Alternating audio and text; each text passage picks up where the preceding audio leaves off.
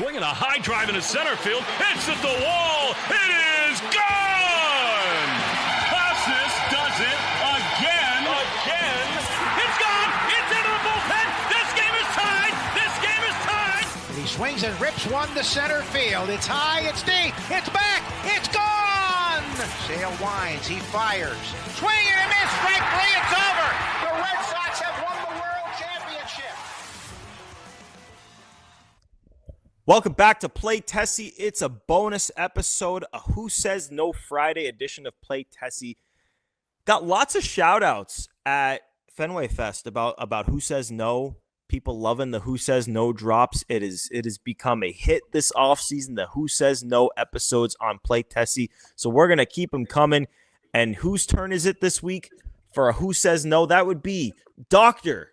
Patrick Brown. Pat Brown, what do you got for us today? Wait, no, hold on. I haven't done any of the intro.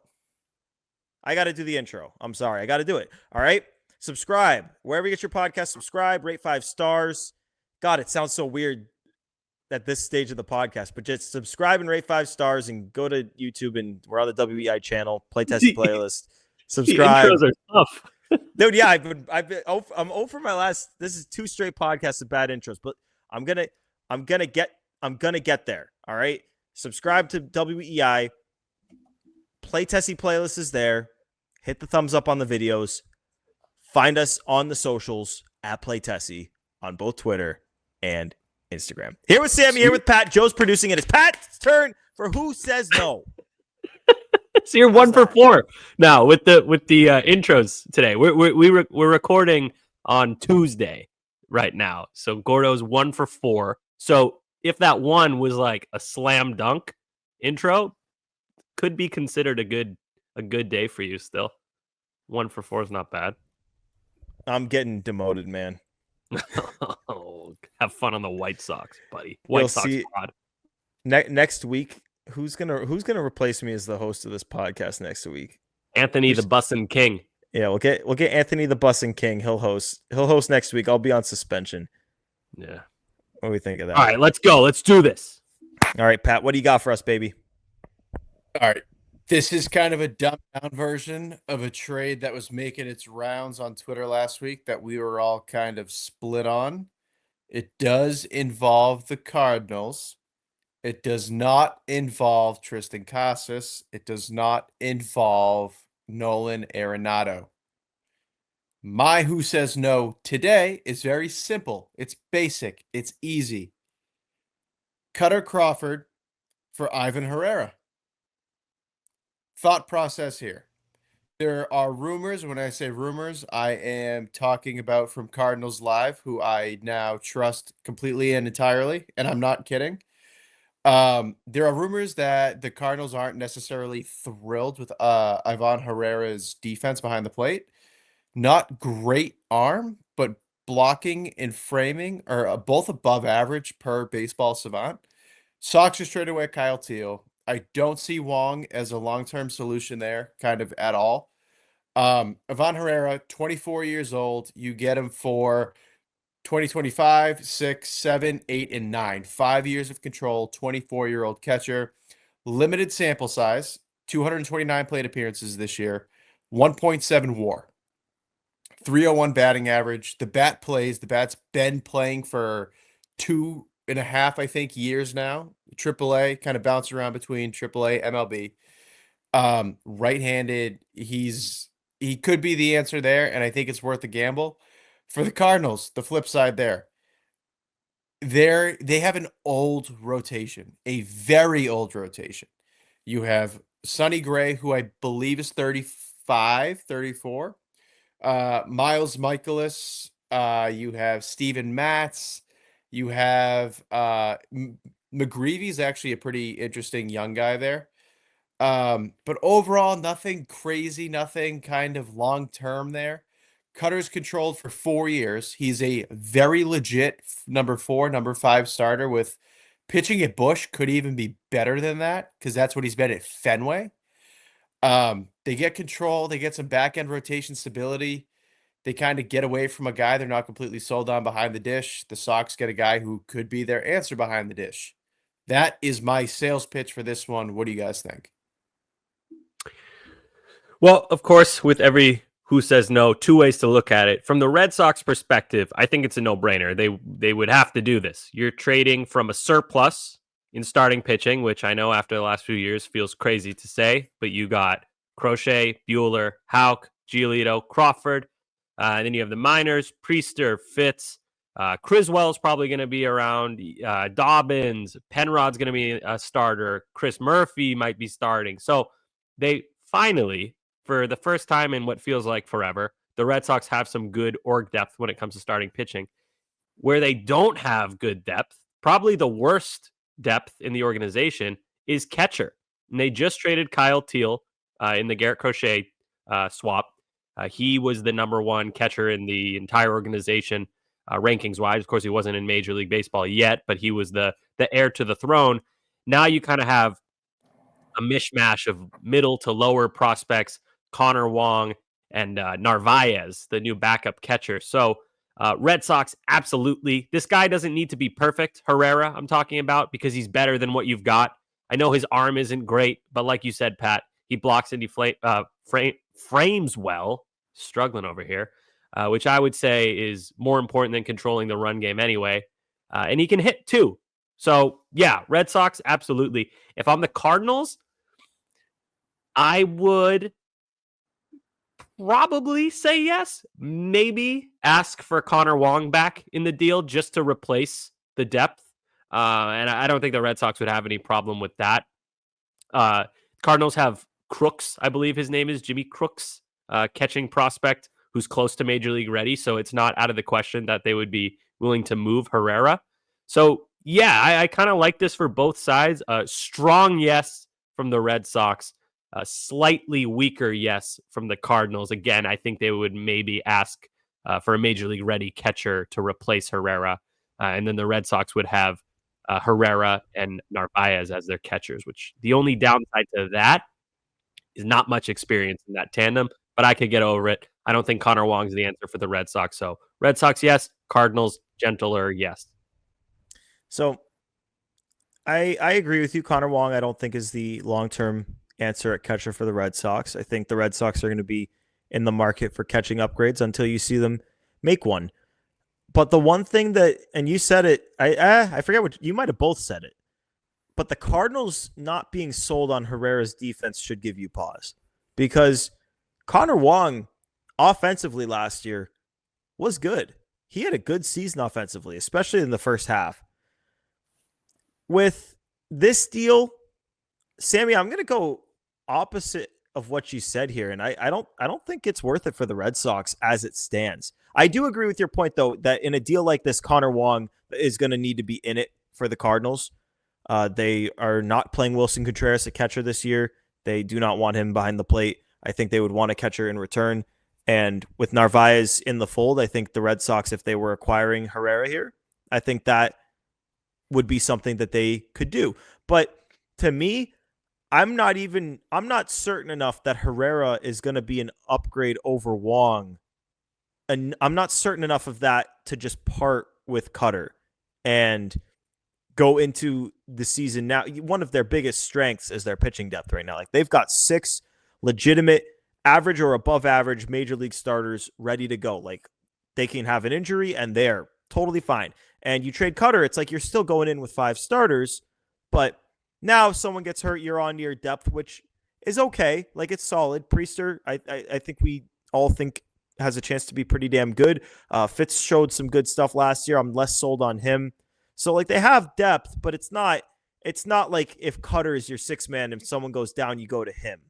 So, and the reason I'm not super 100% sold on Herrera, who had a good year last year, he hit over 300.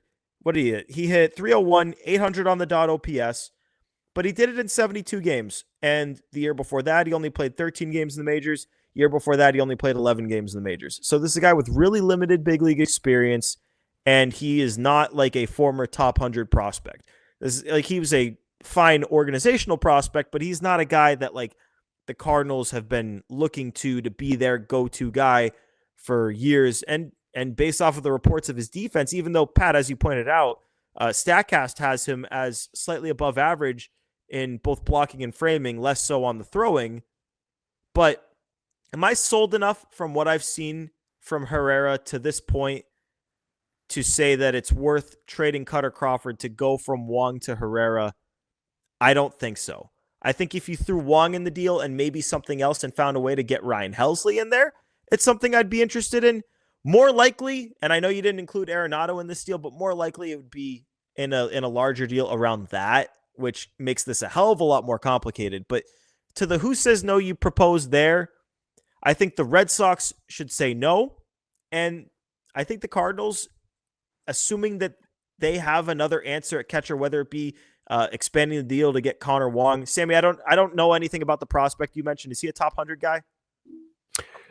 Crooks? I'm not sure. Let me double check.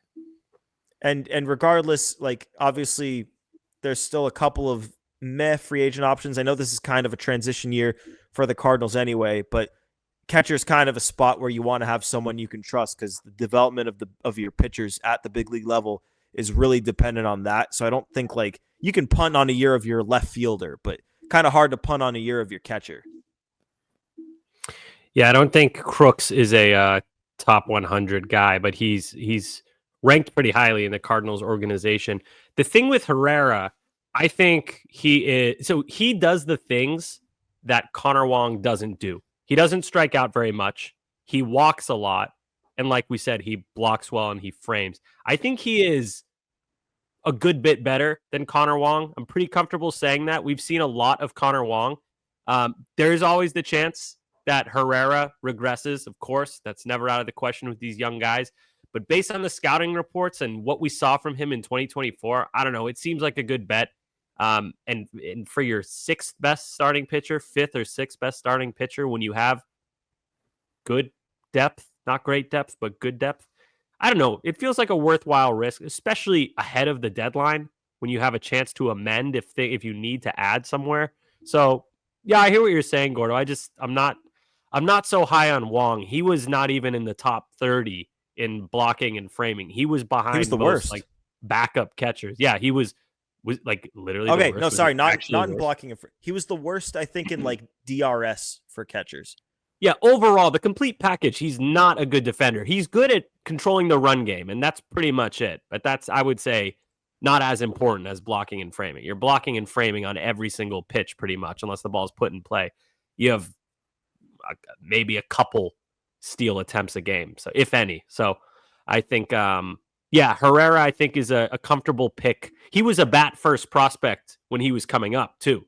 Hitting is the thing that he's good at. The improved defense is the big kind of like cherry on top for him. I think if he wasn't good enough to stick at catcher, he would be a DH or a first baseman in Major League Baseball. That's how legit the bat is.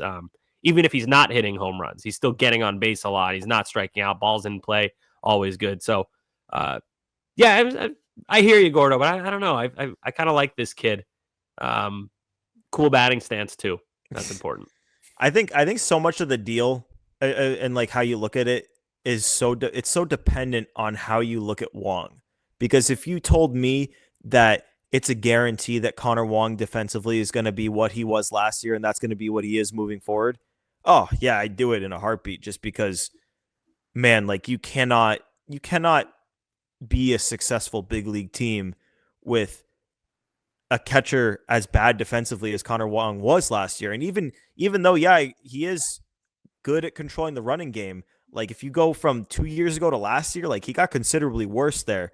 I know there was some injury stuff in spring training, some maybe his elbow was never right last year, but yeah, I mean, it is a spot that's worth upgrading. It's just that if I'm going to give a pitcher of Kutter Crawford's talent, I need to be damn sure I'm getting that upgrade. And I'm not going to sit here and tell you that I have a better option, because I think catcher is going to be one of the hardest spots for the Red Sox to figure out over the next year, 2 years, 3 years, maybe 4 or 5 years. Like, I don't know what the answer is. And Herrera probably would be an upgrade. But is it worth trading a guy of Kutter Crawford's talent for an upgrade that I'm not sure? Like, I'm not sure how much the upgrade is going to be. I don't even know if it's going to be an upgrade just because Herrera hasn't played enough. So, But Gordo, didn't you say, aren't you willing to use Kutter in the bullpen this year? Like if needed?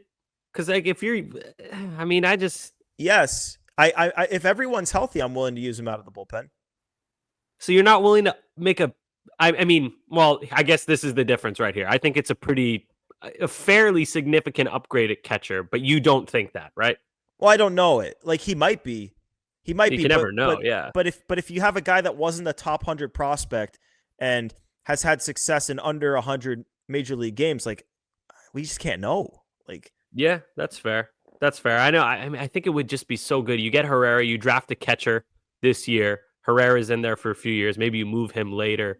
I don't know. It's just catcher is so difficult. It's such a hard, and there's not many great catchers nowadays. No. It's like a handful of guys. It's mostly like this guy can't defend, but he can hit. This guy can play great defense, but he's not a great bat. Like Narvaez is kind of like that. Not a great bat. I know he's killing it in the Venezuelan Winter League, but like, give me a break. So Jorge Alfaro killed it in those good winter catchers. leagues. I think that's part of why it's the position that Herrera plays, which is why I'm like, jump on that if you're the Red Sox. But I hear you. Yeah, I'm not like strongly disagreeing or anything. I would prefer to take it. Yeah, I mean, catcher, like, there's a reason that guys like Austin Hedges, who are literally automatic outs, get paid. And to me, catcher would be the spot in the lineup where I'm willing to take a black hole just to have a good defender out there. Like, I'm not going to rule out Carlos Narvaez being the start of the future. If he can defend as well as he looked like he could last year in the minors, like, yeah, maybe he does start. But that's why I don't want to say I'm super passionate about it, but I do feel pretty strongly that Cedon Rafaela would be best suited for a utility role, because if you have Jarren Duran as your center fielder and he provides almost as much defensive value, at least last year, as Cedon did out in center field, like, if you're then your one black hole offensively is at catcher, you can afford to just have a defense guy there. But you can't have too many spots in your lineup where you have defense guy there, defense guy there, defense guy there. And maybe that's why Herrera could be a good fit, is because if you have Cedon Rafaela in your starting lineup, then Herrera is more of a bat first catcher. But I kind of want my catchers to be defense first. I do too. But Herrera is not a bad defender. We should make that clear. He's slightly above average. So I just feel like the fit is good. By the way, Rafaela is the emergency catcher, I was told. Ooh. By a good source. So he's also your third string catcher. Wow. I think he caught in the Little League World Series, actually. Something crazy like that. Well, that's an interesting one. Always interesting to know who the emergency catchers on the team are. Wasn't Zue Lin the emergency catcher? Yeah, he was. Yep.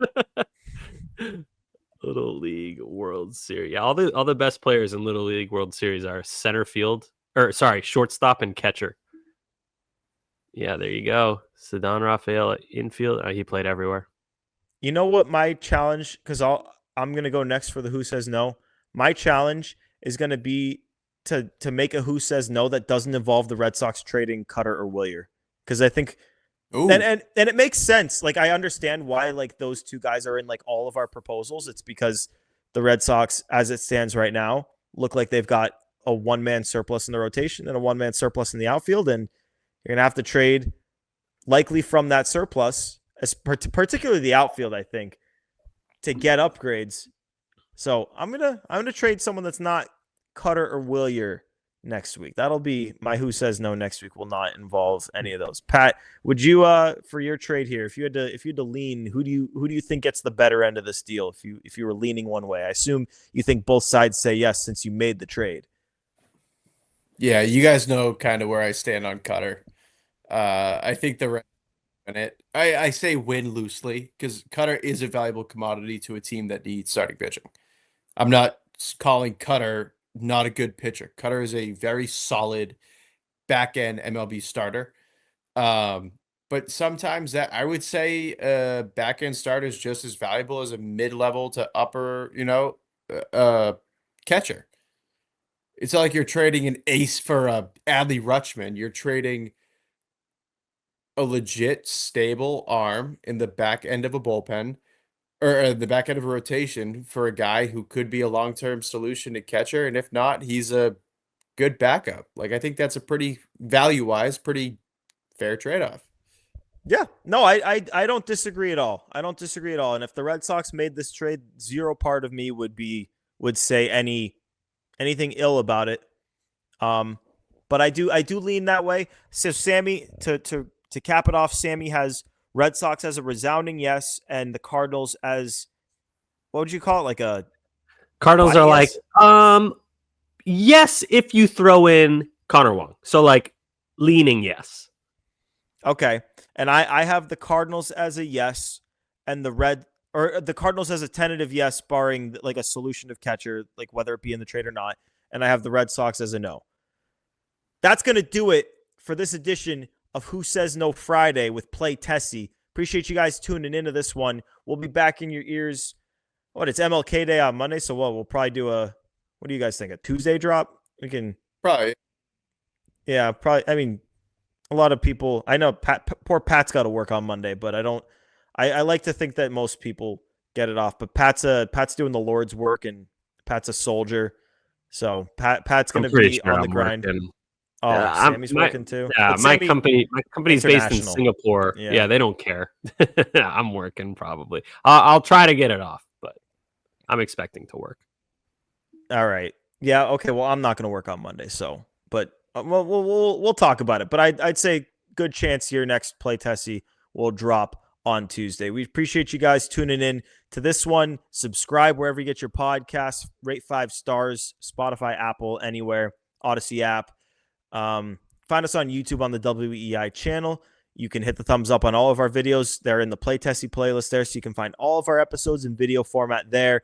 And as always, you can find us on the socials at Play Tessie on both Twitter and Instagram. So for Sammy and for Pat, who brought the Who Says No to the table on this edition, and for Joe producing, it's Gordo here for Play Tessie. Thanks for tuning into this one. Peace.